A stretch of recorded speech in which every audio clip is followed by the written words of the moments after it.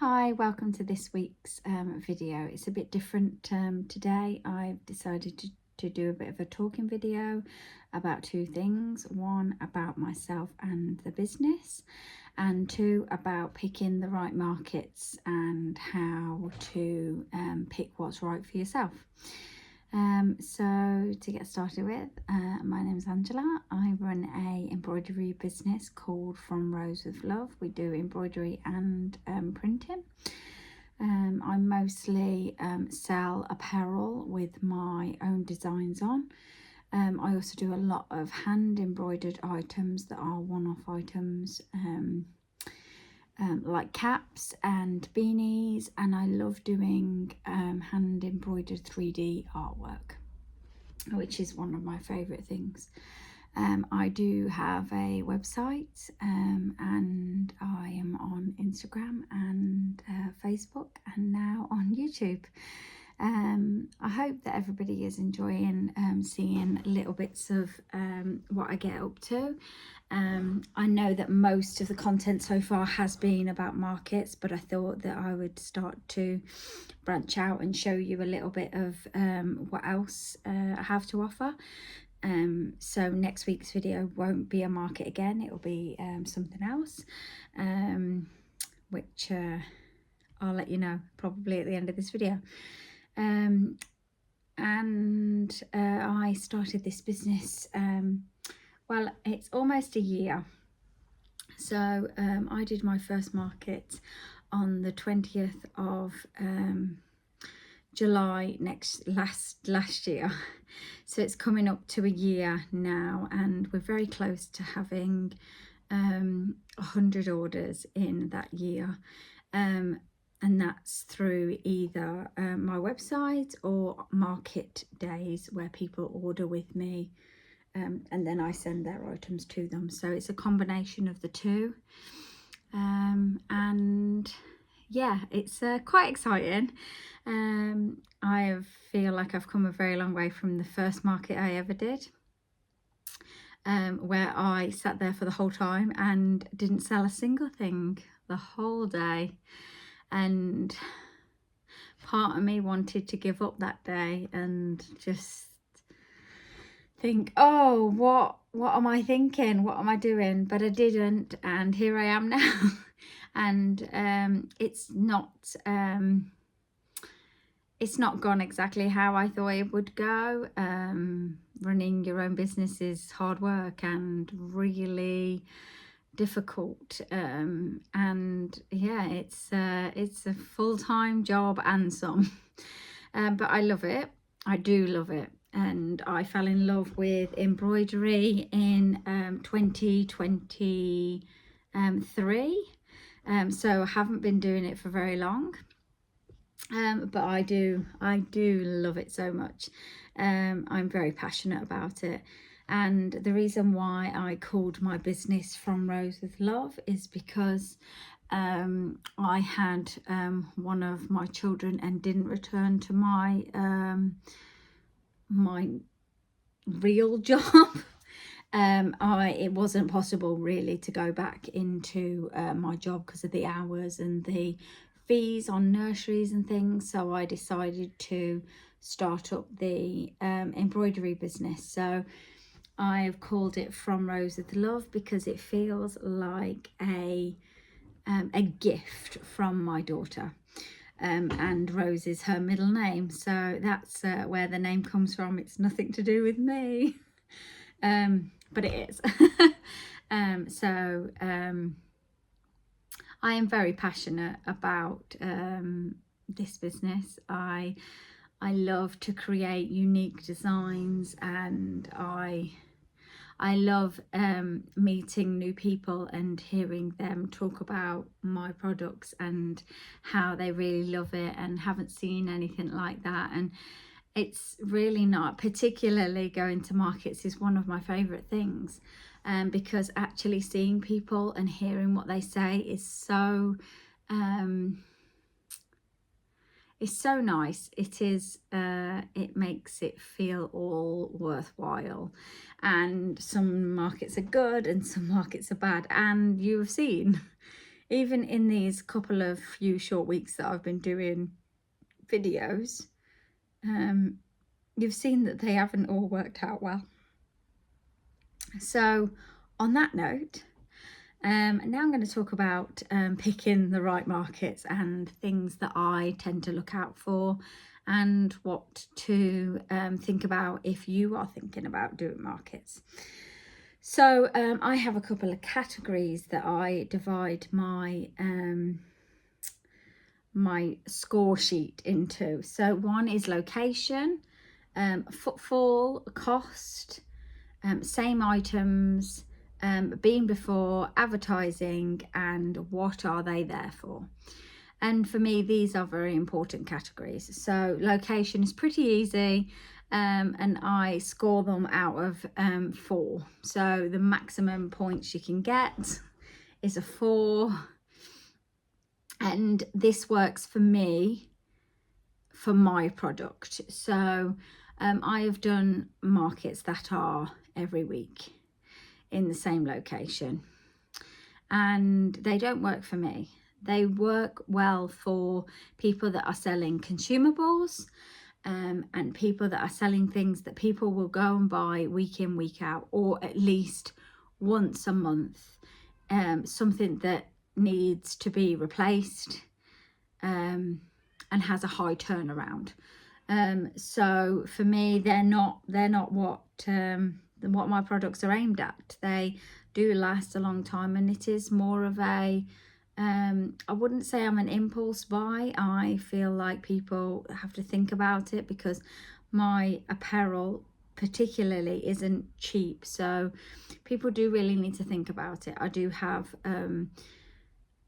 items that are cheaper and that people will buy on the spur of the moment, that will buy for gifts, and lots of that is my smaller items. So I do key rings, and they sell really well.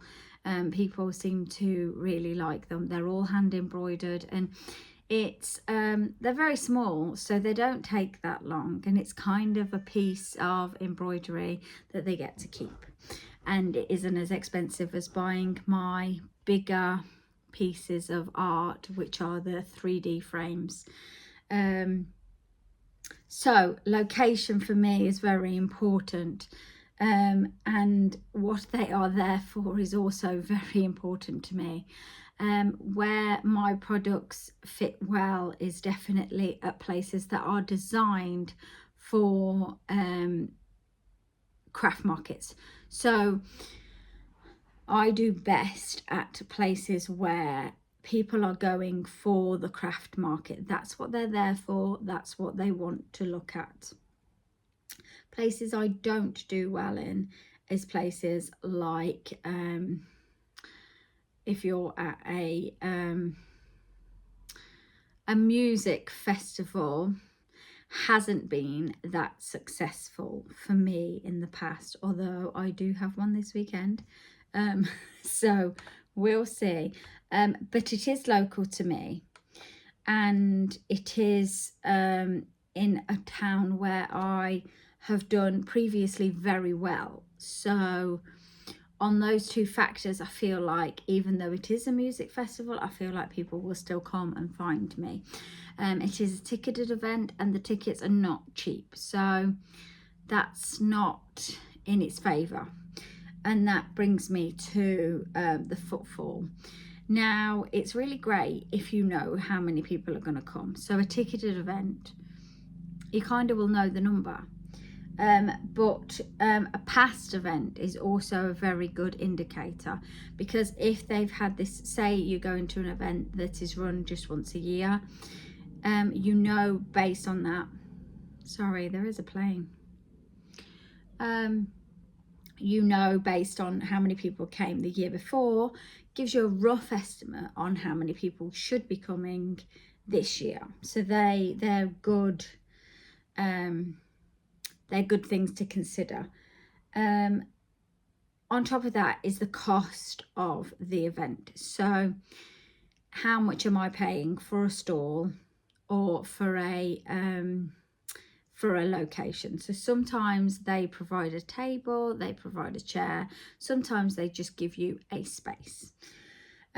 So that will vary in price, and I have categories starting at free, which I've done some free events before, particularly events that have never run before and they're trialing out to see, and they like to get people in to kind of see what the uptake is and what people want to see. And I think this is a great way to build up an idea of what kind of clients you are aiming your products at. So where is your target audience? And the free events definitely bring in a mixture of different people, and depending on where they are located can be really good. And then I have also much more expensive stores that are my big spenders, and I don't do many of them because they are very expensive, but they are very worthwhile for me. And I say that because I know that the bigger events that are aimed at a particular audience don't work for everybody, and it can be very difficult if you think I were gonna do really well here and it doesn't work out that way. I find that if you have a product that is on the cheaper side, as in your product doesn't cost you much and you are selling it for not much, and it would be a very impulse buy, you would probably have to sell a substantial amount of those products in order to turn a profit at a location that is hundreds and hundreds of pounds to exhibit at. That being said, people still do it, and I would always advise to, if you are wanting to exhibit at a bigger venue, I would always go and see what other items are there, and even speak to the stall holders. They are more than happy to speak to you, most of them. I've done this. I've spoke to lots of stall holders at different events to kind of gauge what how it works for them, and I will go to people that sell similar products to myself, because that is really important in the bigger scale, in the bigger markets. It's really important to speak to people that sell similar items to yourself, because they will give you the best idea of what it could be like for you without you committing to going. Another thing on locations, can I just say that there are certain things that I feel that my product doesn't suit at all, and I won't even consider doing them, but they do work really well for certain products. So I don't do schools at all. My product is not aimed at I don't sell anything. I sell odd items that are child related, but they are not, that's not my target audience. And in fact, those items that I do sell are aimed at the parents buying it for the children, not something that children would necessarily pick for themselves. My products are also priced higher than I would say is a pocket money price, so therefore it's not something that somebody would buy on an impulse, particularly a child at a school fair. But they do work really well for some people that sell smaller items. If you are looking at doing craft fairs or any markets, try and think about your product and whether that place in particular has your target audience, because it's really important. Because you can't apply, you can't sell to everybody. Everybody has a certain audience that they are thinking of when they make things, and you can't do that for everybody. Not everybody's going to like my items, and that's okay. And you know, I don't like everything, so I can't expect everybody to like me, and that's okay. So just think about that. It is okay if people don't like your items. It's not about your items, it's about their own personal preferences, and they're not your target audience, so just bear that in mind. Another thing is that I always think about whether a place is selling the same items as me.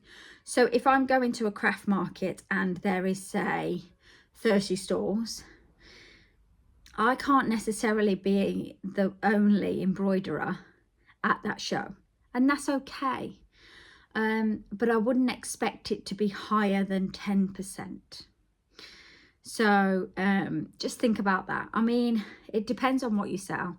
And I know that some people are really picky and they won't let anybody else who sells those items on. So they'll only have one of something, which is great. But I understand there's the bigger events. So I did an event last year that had hundreds of stalls, and you can't possibly be the only one of your kind there unless you are really super unique.